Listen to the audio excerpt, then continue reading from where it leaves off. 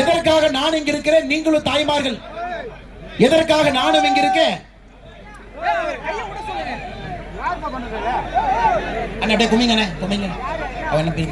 தலைவா தலைவா கொஞ்சம் மேல ஏத்துக்க தலைவா. பாருங்க டிரைவர் எனக்கு எதுக்கு டிரைவர் எனக்கு எம்எல்ஏ ஏதோ கோவ மாட்டிருக்கு. ஐயா அண்ணா அண்ணா டிரைவர் அண்ணா கொஞ்சம் மேல ஏத்துக்க அண்ணா. தலைவா அண்ணா அந்த ஹைட்ராலிக் மேல ஏத்துக்க அண்ணா. இதுவும் பாப்போம் எத்தனை திமுகவோட பொய்ய தாங்க ஐயா கேட்கும். யாத்திரை முடியும் போது சரிஞ்சு கீழே வந்துருச்சு. இதுக்கு மேல முடியாது தம்பி.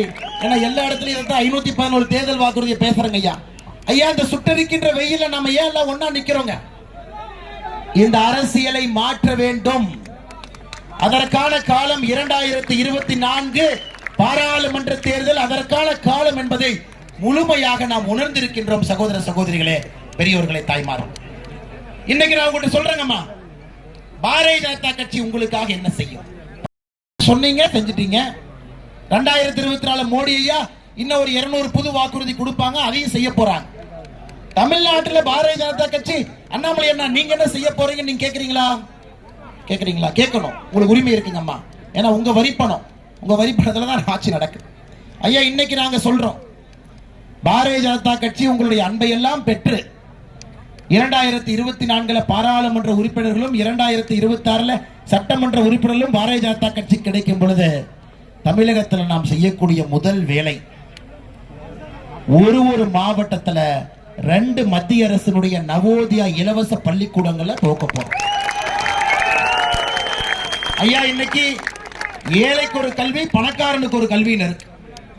ஏழை தாயினுடைய குழந்தைகளுக்கு தரமான கல்வி இல்லை, பணக்கார குழந்தைகளுக்கு கான்வென்ட் கல்வி இருக்கு.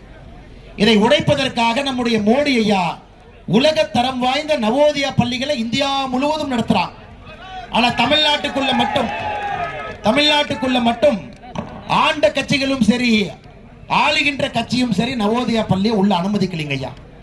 நவோதயா பள்ளியை மாவட்டத்திற்கு 2 கொண்டு வந்து முற்றிலும் இலவசமாக, அதற்கு கர்ம வீரர் காமராஜர் ஐயா பள்ளிகள் என்கின்ற பெயரை சூட்டி முற்றிலும் இலவசமாக உங்களுடைய குழந்தைகளுக்கு உலகத்தரம் வாய்ந்த கல்வி. ஒரு அம்மா என்னை அடிக்க வந்துட்டாங்க, தம்பி நீ தான் 1000 ரூபாய் கொடுக்குறேன்னு சொன்ன, ஏன் தம்பி வரல? பாட்டி நான் 1000 ரூபாய் கொடுக்குறேன்னு சொல்லவே இல்லை பாட்டி, 1000 ரூபாய் கொடுக்குறேன்னு சொன்னவன குடுறான்னு சொல்லிட்டு இருக்கேன் பாட்டி. நான் இன்னைக்கு தமிழகத்தில் நம்முடைய தாய்மார்களுக்கு சகோதரிகளுக்கு வெறும் 33% தாய்மார்களுக்கும் சகோதரிகளுக்கும் மட்டும்தாங்க 1000 ரூபாய் வருது. 67% பேருக்கு இல்ல. நாங்கள் ஆட்சிக்கு வந்தால் எல்லா மகளிருக்கும் உரிமை தொகை கொடுப்போம். ஆட்சிக்கு வந்தோடனே நான் கேட்ட 1 மாசம் கழிச்சு, அண்ணா எல்லா மகளிருக்கு 1000 ரூபாய் கொடுக்குறேன்னு சொன்னீங்க, ஏனே கொடுக்கல? அப்ப நிதியமைச்சர் பிடிஆர் சொன்னார், சொன்னோம் தேதி சொன்னமா அப்படின்னா. நான் இப்படிலாம் பேசுறேன், இதெல்லாம் தப்புனே. சொல்றேன்னு சொன்னீங்க, கொடுக்குறேன்னு சொன்னீங்க, ஏன் கொடுக்கல? 8 மாசம் கழிச்சு மறுபடியும் கேட்டோம், அண்ணே கொடுக்கின்றோம் என்று சொன்னீர்கள், ஏன் கொடுக்கல? அதற்கு பதில் சொன்னார், இல்லத்தரசி குடும்ப தலைவி யாருன்னு ஆராய்ச்சி பண்ணிட்டு இருக்கோம். இல்ல ஆராய்ச்சி பண்றதுக்கு என்னங்க இருக்கு? ஒரு குடும்பத்துல ஒருவருடைய மனைவியோ ஒருவருடைய தாயோ குடும்ப தலைவி இல்லைங்களா? ஏன்னா நாமெல்லாம் ஒருவனுக்கு ஒருத்தி என்று வாழ்கின்றவர். திமுக காரங்க சொல்றாங்க யாருன்னு ஆராய்ச்சி பண்ணிட்டு இருக்கிறோம். 1.5 வருஷம் 1 வருஷம் 8 மாசம் கழிச்சு நாங்க 1000 ரூபாய் கொடுக்க போறோம்னு ஆரம்பிச்சு, அதுலயும் 33% பெண்களுக்கு மட்டும்தான் 1000 ரூபாய் வருது. அதுலயும் சில பேருக்கு மெசேஜ் மட்டும்தான், பணம் எல்லாம் நெகியம்மா, ஒன்லி மெசேஜ் மட்டும்தான் கிரெடிட்டட், ஆனா உள்ள ஒன்னையும் காணோம். அதனால சகோதர சகோதரிகளே, பொய்யிலே பிறந்து பொய்யிலே வளர்ந்து பொய்யிலே ஒரு கட்சி ஆட்சி செய்துனா அது திராவிட முன்னேற்ற கழகம்.